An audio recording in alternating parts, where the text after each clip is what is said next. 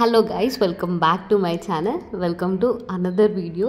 So ఏంటంటే ఈరోజు మెయిన్గా ఈ వీడియో పోస్ట్ చేయడానికి కారణం ఏంటంటే 4 days బ్యాక్ అయితే నీట్ అయింది కదా, అండ్ చాలామంది బైపీసీ వాళ్ళు ఒక కన్ఫ్యూజ్డ్ స్టేట్లో ఉన్నారు.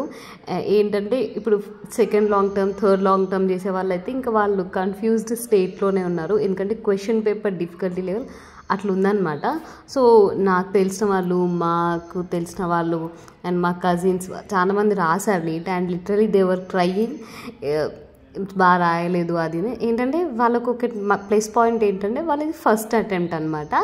So they will go, obviously వాళ్ళు లాంగ్ టర్మ్కి వెళ్తారు. ఇన్ కేస్ లాంగ్ టర్మ్ చేసిన వాళ్ళు and second long term, third long term చేసిన వాళ్ళకు ఒక ఇదైతే పెద్ద బ్రేక్ అనమాట, అండ్ ఒక క్వశ్చన్ మార్కే, అండ్ వాళ్ళ బ్రెయిన్లో తిరుగుతుంటే అది ఏం చేయాలి అనేది ఒకటైతే ఉంటుంది.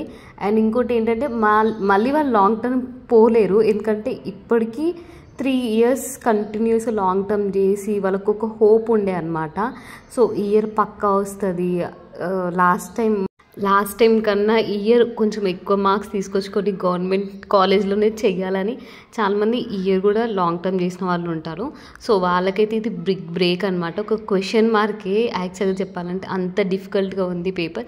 ఇన్ కేస్ నేను ఆ పేపర్ చూసేది ఉంటే నేను ఏడ్చేసి బయటకు వచ్చేదని అట్లా ఉందన్నమాట. మాకు తెలిసిన అమ్మాయి కూడా అసలు బాగా రాయలేదని అంటుంది. ఆమె అట్లీస్ట్ నాకు 100 marks వచ్చి ఎక్కువ అవుతుంది, నేను అంత కష్టపడి రాశాను అనే స్టేజ్లో ఉంది. Even they are not attempted, ఒక్క ఫిజిక్స్ క్వశ్చన్ కూడా అటెంప్ట్ చేయలేదు వాళ్ళైతే. ఆ పేపర్ చూస్తే నాకు నిజంగా ఏడుపు వచ్చేసింది. బయాలజీ కూడా మొత్తం కాన్సెప్ట్ లెవెల్ క్వశ్చన్ పేపర్ అనమాట. సో అసలు ఘోరం క్వశ్చన్ పేపర్ అది. అండ్ ఇప్పుడు నీట్ క్లియర్ చేయకపోతే నెక్స్ట్ ఏంటి అని అయితే అందరికీ ఒకటి క్వశ్చన్ మార్క్ ఉందన్నమాట. రీసెంట్గానే ఇంటర్ మార్క్స్, 10th మార్క్స్ అవన్నీ వచ్చాయి, అండ్ అవి లైట్ అనమాట. ఈ మార్క్స్ మిమ్మల్ని ఎక్కడ తీసుకుపోవు, ఇంటర్ మార్క్స్ అయినా 10th మార్క్స్ అయినా. సో ఏముంది, మంచి రాయన వాళ్ళు ఫస్ట్ ఇయర్లో ఉన్న వాళ్ళు సప్లిమెంటరీ ఇంప్రూవ్మెంట్స్ రాసుకోండి, మంచి మార్క్స్ వస్తాయి. 10th వాళ్ళు సప్లీస్కి ప్రిపేర్ కాండి, మంచి మార్క్స్ వస్తాయి. మార్క్స్ కోసం మంచిగా రాయండి ఈ టైమ్, అండ్ ఇంకా కొంచెం ఎక్కువ మార్క్స్ కోసమైనా సప్లీస్ రాయండి, అందులో నో ప్రాబ్లం. సో ఈ వీడియో మాత్రం ఎండ్ వరకు చూడండి. సో మీకు ఏదో ఒక కెరియర్ ఆప్షన్ అయితే డెఫినెట్గా చెప్తానమాట. అండ్ ఉన్నాయి కూడా అన్ని కెరియర్ ఆప్షన్స్, నీట్ కాకపోయినా వేరే బ్రాంచెస్లో యాప్రోనే వేసుకోవాలని కొంతమంది థాట్ అయితే ఉంటుంది. సో వాళ్ళకు కూడా ఇదొక బెస్ట్ వీడియో అనమాట. డెఫినెట్గా నేను 100% చెప్తాను. నాకు తెలిసి చాలామంది మీ కీస్ కూడా చూసుకునే ఉంటారు. సో మీకు ఒక ఫిగర్ అవుట్ అయితే అయింది, ఇన్ని మార్క్స్ వస్తున్నాయి ఇంత ఓకే అని. అండ్ సో మీకు కీ చూసుకున్నారు కాబట్టి మీకు అర్థమవుతుంది ఇన్ని మార్క్స్ వచ్చినాయి, సో నేను లాంగ్ టర్మ్ చెయ్యాలా వద్దా అనే థాట్లో కూడా కొంతమంది ఉంటారు. సో ఫస్ట్ అటెంప్ట్ వాళ్ళైతే డెఫినెట్గా మీరు లాంగ్ టర్మ్ చేయండి, అండ్ మీ ప్రిపరేషన్స్ కూడా ఇప్పుడు స్టార్ట్ చేయండి. డోంట్ డిలే యువర్ ప్రిపరేషన్స్, ఎందుకంటే క్వశ్చన్ పేపర్ డిఫికల్టీ ఈ ఇయర్ చూసారు కదా మీరు లైవ్లో. సో మీరు ఏం చేయండి అంటే ప్రిపరేషన్ అయితే స్టార్ట్ చేయండి, డిలే చేయకండి. అండ్ ఈ 1 month, నెక్స్ట్ మంత్ నుంచి ఆబ్వియస్లీ అడ్మిషన్స్ అనేది జరుగుతాయి అన్నమాట అన్ని కాలేజ్లలో లాంగ్ టర్మ్కి. సో మీరు బెస్ట్ కాలేజ్ చూస్ చేసుకొని లాంగ్ టర్మ్లో జాయిన్ కండి. అండ్ 2-3 అటెంప్ట్స్ ఉన్న వాళ్ళు, నాకు రాదు అని అనుకునే వాళ్ళు, సో నేను ఇంకా లాంగ్ టర్మ్ చేయను, నేను ఏదో ఒక దాంట్లో చేస్తాను అనే వాళ్ళకు కూడా ఈ వీడియో డెఫినెట్గా హెల్ప్ఫుల్గా ఉంటుంది అనుకుంటున్నాను. అండ్ ఏంటంటే మీరందరూ ఏంటి వీడియోస్ వేస్తారు చెప్తారు మాకు అని అంటున్నారు. సో ఏంటంటే నేను కూడా నీట్ రాశాను గైస్, లిటరలీ నేను 3 times నీట్ రాశాను. సో 2 times మాది ఇంకా కరోనా అనమాట. ఫస్ట్ టైం బాగా రాశాను, సెకండ్ టైం నా సెల్ఫ్గా ప్రిపేర్ అయ్యాను, అండ్ థర్డ్ టైం నేను కోచింగ్కి వెళ్ళాను. సో నేను అప్పుడు కోచింగ్కి వెళ్ళాను, నీట్ రాశాను, అసలు బాగా రాయలేదనమాట. సో నేను అప్పుడు ఫిక్స్ అయిపోయాను NEET is not my cup of tea అని. సో నేను బీఎస్సీ అలైడ్ హెల్త్ సైన్స్లో జాయిన్ అయిపోయాను, అడ్మిషన్ తీసుకున్నాను, అండ్ రేడియాలజీ చేస్తున్నాను ప్రజెంట్. అండ్ సో రేడియాలజీ చేసినా కూడా నేను నీట్ రాద్దాం అనుకున్నాను, కానీ మాకు సేమ్ నీట్ ఎగ్జామ్ అప్పుడు మాకు ఫైనల్ ఎగ్జామ్స్ ఉండే, నేను అది రాయలేదనమాట, ఆ అటెంప్ట్ చేయలేదు. సో 3 times నేను నీట్ ఎగ్జామ్ రాశాను. లిటరలీ ఆ ప్రెషర్, మెంటల్ ప్రెషర్ ఎంత ఉంటుందో నాకు నిజంగా తెలుసు. సో మీరు ఆ ప్రెషర్ తీసుకోకండి. లాంగ్ టర్మ్ చేయాలనుకుంటే చేసేయండి, చదవాలనుకుంటే చదవండి. ఒక ఇయర్ ఫుల్ ఫ్లెజ్డ్ కన్సిస్టెంట్గా చదవండి, కాన్సెప్ట్ అర్థం చేసుకుంటూ చదవండి, డెఫినెట్గా మీకు వస్తుంది. మీ నైబర్స్, మీ రిలేటివ్స్ ఎవరైనా అడిగితే చెప్పేశాను, నాకు సీట్ రాలేదు, నేను లాంగ్ టర్మ్ చేస్తున్నా అని చెప్పేశాను.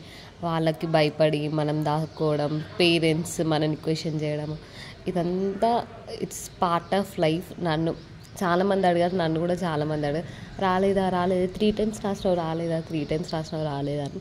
ఈవెన్ ఫ్యామిలీ మెంబర్స్ కూడా అదే చేస్తారనమాట, అయ్యో రాలేదా అనే వాళ్ళే ఉంటారు, కానీ వస్తుంది చెయ్యండి అనే వాళ్ళైతే అస్సలు ఉండరు. అండ్ ఇంకోటి ఏంటంటే, మీరు భయపడకుండా మంచిగా చదివితే ఆబ్వియస్లో వస్తుంది seat. It's not some miracle thing అనమాట. ఒక 3 subjects రాయడం, చదవడం అంతే, మాక్ టెస్ట్ రాయడం. అండ్ ఏంటంటే, ఇన్ కేస్ మేము లాంగ్ టర్మ్ చెయ్యము, మేము ఎందులో దాంట్లో సెట్ అయిపోతాం, మేము వేరే వాళ్ళ పైన డిపెండ్ కాము, అండ్ ఈక్వేషన్స్కి మేము ఆన్సర్ చేయలేమన్న వాళ్ళకైతే బెస్ట్ వీడియో అనమాట ఇది. సో నేను కొన్ని కోర్సెస్ చెప్తానమాట, మీకు అవి హెల్ప్ఫుల్గా ఉంటాయని నేను అనుకుంటున్నాను. సో మీరేంటంటే ఎంసెట్ త్రూ వెళ్ళొచ్చు. ఎంసెట్ త్రూ కూడా చాలా కోర్సెస్ ఉన్నాయి, like BSc forestry, BSc fishery, BSc horticulture, BSc agriculture, BSc veterinary science, and ఇంకోటి and B pharmacy, pharm D, ఇవి కూడా ఉన్నాయన్నమాట ఎంసెట్తోనైతే. సో ఇన్ కేస్ ఎంసెట్తో కాదు, అండ్ ఎంసెట్తోని నిజాం ఇన్స్టిట్యూట్లో ఎలైడ్ హెల్త్ సైన్స్ కోర్సెస్ ఉంటాయన్నమాట. BSc radiology, BSc anesthesia, BSc optometry, ఇవన్నీ కోర్సెస్ ఉంటాయన్నమాట. మీరు నిజాం ఇన్స్టిట్యూట్ వెబ్సైట్లోకి పోతే ఇవన్నీ కోర్స్ డీటెయిల్స్ వస్తాయి, అండ్ నోటిఫికేషన్ కూడా వాళ్ళు ఎంసెట్ రిజల్ట్స్ వచ్చాక రిలీజ్ చేస్తారనమాట. అండ్ ఇంకోటి అంటే, BSc forestry is very good course అండి, మీరు జాయిన్ అవ్వండి. ఇట్స్ లైక్ మీకు 10K below 20K below rank వచ్చిన వాళ్ళకి బీఎస్సీ ఫారెస్ట్రీ డెఫినెట్గా యూస్ఫుల్ ఉంటుంది అండ్ మంచిగా ఉంటుంది. మీరైతే ఫుల్ సాటిస్ఫాక్టెడ్గా కోర్స్ చేస్తారు, and you will enjoy that course. నేను ఫర్ షూర్గా చెప్తాను. బీఎస్సీ ఫారెస్ట్రీ ములుగులో ఉంటుంది అనమాట. ములుగు హైదరాబాద్ పోయే దారిలో ములుగు వస్తుంది, అక్కడ ఉంటుంది అనమాట. ఆ కాలేజ్ అయితే స్వర్గం అనుకోండి. నేను ఆ కాలేజ్ పోయినాను, కౌన్సిలింగ్ కూడా పోయినాను, కానీ నేను రేడియాలజీలో జాయిన్ అయినాక నాకు ఫారెస్ట్రీ వాళ్ళు కాల్ చేశారనమాట, సీట్స్ ఉన్నాయి జాయిన్ అవుతారా అనండి. నేను ఆల్రెడీ నేను రేడియాలజీ జాయిన్ అయిపోయాను, కానీ మళ్ళీ ఇక్కడ ఇట్లా జాయిన్ అయితే నేను అది వదిలేశాను.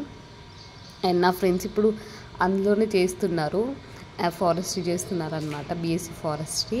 Literally they are enjoying their lifes.